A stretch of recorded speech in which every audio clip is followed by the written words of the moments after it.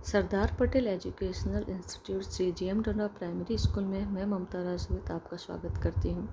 तो बच्चों, आज हम सब पढ़ने वाले हैं कक्षा 8 विषय हिंदी पाठ 8 माँ कह एक कहानी कविता, और इसके कवि है मैथिली शरण गुप्ता।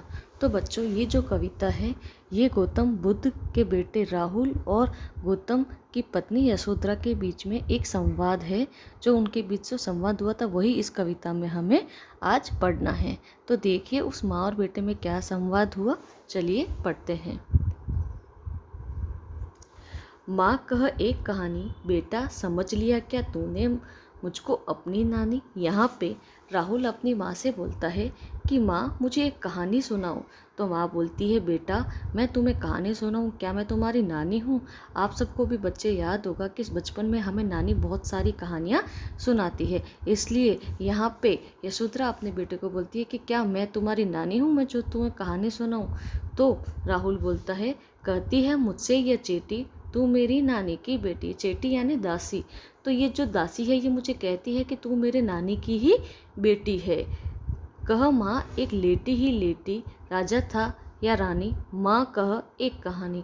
तू भली सोते सोते यानी लेटी लेटी यानी सोते सोते ही मुझे कहानी सुना। एक राजा था एक रानी, पर मुझे कहानी सुना। आगे, तू है हटी मानव धन मेरे, सुन उपवन में बड़े सवेरे, तात भ्रमण करते थे तेरे, जहाँ सुरभि मन मानी, जहाँ सुरभि मन मानी। हाँ माँ यही कहानी। तो सुन मेरे बच्चे, तू बड़ा ही हटी यानी ज़िद्दी है। सुन, सुबह सुबह तेरे पिताजी बगीचे में भ्रमण करने जाते थे और वहाँ पे उनके बहुत ही पसंदीदा खुशबू आती थी। तो वो बोलते, हाँ माँ मुझे यही कहानी सुननी है। वर्ण वर्ण के फूल खिले थे, झलमल कर हिम बिंदु झिले थे, हल्के झोंके हिले मिले थे, लहराता था पानी। यहाँ पे कि बगीचे में तरह तरह के फूल खिले थे और बहुत सारे फूलों पे जो ओस की बूंदें थी, और जब पवन आती थी तो वो ओस की बूंदें उन पत्तों पर लहराती थी, लहराता था पानी। हाँ हाँ यही कहानी। तो बच्चा बोलता है कि हाँ माँ मुझे यही कहानी सुननी है। गाते थे खग कलकल का स्वर से, सहसा एक हंस ऊपर से गिरा बिदत होकर खग से, हुई पक्ष की हानि। थोड़ी देर के बाद जब ऊपर से जो खग थे यानी जो हंस थे, पक्षी थे, जो ऊपर से अच्छे अच्छे स्वर में गीत गा रहे थे, तभी अचानक एक हंस ऊपर से गिर गया घायल होकर और नीचे गिरा, और उसके जो पक्षी के जो पंख थे उसके ऊपर तीर लगा हुआ था। हुई पक्ष की हानि। तो फिर उस पक्ष की क्या हो गई, हानि हो गई। करुणा भरी कहानी। फिर वहाँ पे राहुल बोलता है कि ये तो करुणा भरी यानी ये तो बहुत ही दुखी कहानी है, क्योंकि पहले तो कहानी में सब अच्छी अच्छी बातें हो रही थी कि बगीचे में उनके पिता घूमने के लिए जाते हैं, अच्छी खुशबू आ रही है, पक्षी गीत गुनगुना रहे हैं, फूलों में फूल लहरा रही है, फूलों से खुशबू आ रही है, पत्तों पर जो उसकी बूंदें हैं वो नाचती हुई नज़र आती है। लेकिन थोड़ी ही देर में एक पक्षी हंस ऊपर से गिर पड़ता है और जो घायल होता है। तो अब ये कविता करुणा का मोड़ ले लेती है। चौंक उन्होंने उसे उठाया, नया जन्म सा उसने पाया। तब तुम्हारे पिताजी ने चौंक कर उसे उठाया, उस हंस को जो घायल था, और उस हंस को ऐसे लगा तुम्हारे पिताजी के बाहों में आके जैसे उसे एक नया जीवन मिल गया है। इतने में आखिर तक आया लक्ष्य सिद्धि का मानी, लक्ष्य सिद्धि का मानी, कोमल कठिन कहानी।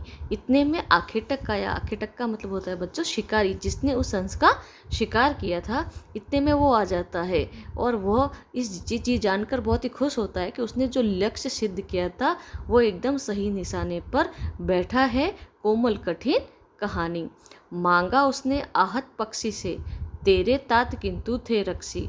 यानी वह उस राजा से बोलता है कि ये प्राणी मैंने इसका शिकार किया है, इसलिए इस पे मेरा हक है, तो तुम इसे मुझे दे दो। लेकिन तुम्हारे जो पिताजी थे वो उसके रक्षी बने हुए थे, रक्षा करने वाले थे, और वो उसको देने वाले नहीं थे। तब उसने जो था खग बख्शी हट करने की ठानी। तो वो जो शिकारी था जिसने उस हंस को मारा था तीर, वो हट करने लगा, जिद करने लगा कि नहीं इसका तो मुझ पे ही हक है।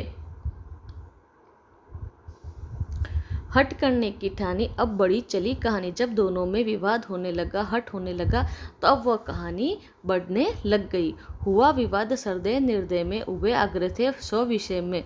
अब जो तुम्हारे पिताजी जिससे उसे बचाया था हंस को, वो अपने आप को सही बोल रहे थे, और जिसने इसका शिकार किया था वो अपने आप को सही बोल रहा था। इसलिए इन दोनों में विवाद बढ़ता ही गया। गई बात तब न्यायालय में, सुनी सभी ने जानी।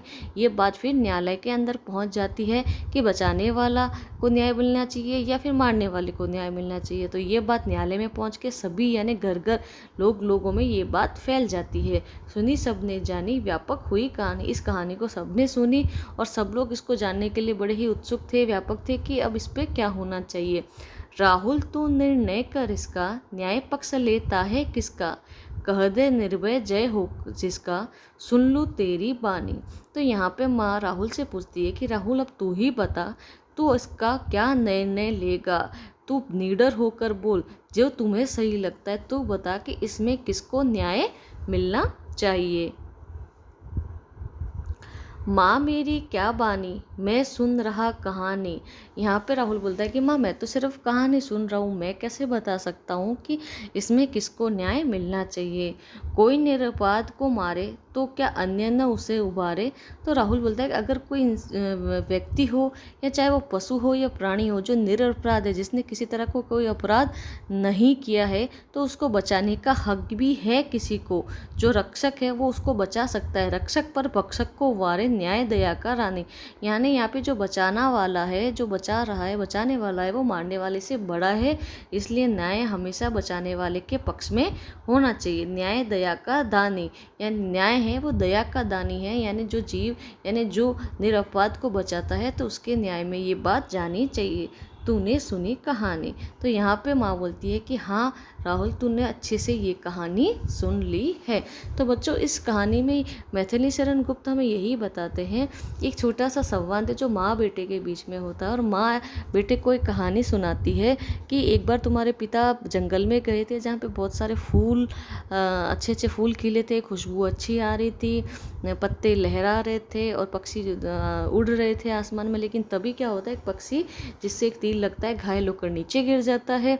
तब राहुल के जो पिताजी होते हैं वो जाके उस पक्षी को बचा लेते हैं, और जो शिकारी होता है वो आके उस पक्षी को मांगने लगता है, लेकिन वह राहुल के पिताजी उसे नहीं देते हैं। और तब ये मामला न्यायालय में चला जाता है, उसमें फिर वाद विवाद होता है और लास्ट में मारने वाले से जीतने जो बचाता है उसकी विजय होती है और न्यायालय में ये मामला सुलझ जाता है। तो बच्चों हमेशा जो भक्षक होता है यानी जो मारने वाला है उसकी जगह जो रक्षक होता है, जो बचाने वाला है, उसकी जीत होती है।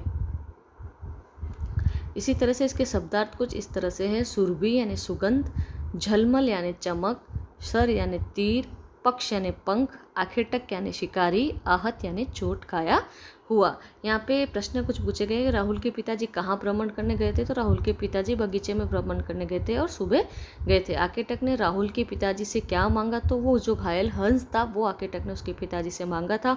ऊफन की शोभा कैसी थी, तो फूल खिले हुए थे, ओस की बूंदें पत्तों पे थी और हवा जब आती थी तो वो ओस की बूंदें लहरा रही थी। माँ से कहानी सुनकर पुत्र ने क्या निर्णय किया, तो पुत्र ने यही निर्णय किया है कि न्याय एक दानी होता है और रक्षा करने वाला ही हमेशा जीतता है, बजाय उसको मारने वाला जो होता है। प्रस्तुत कथा काव्य का सार हम लिख सकते हैं।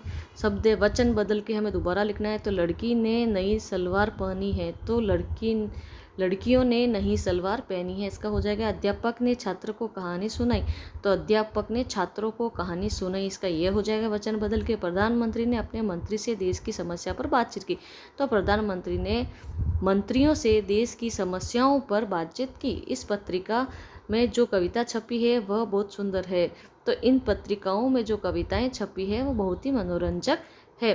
तो लू चलने के कारण लता सूख गई है, तो लू चलने के कारण लताएं सूख गई है। तो बच्चों इस तरह से ये अध्याय हमारा यहीं पे समाप्त होता है। धन्यवाद।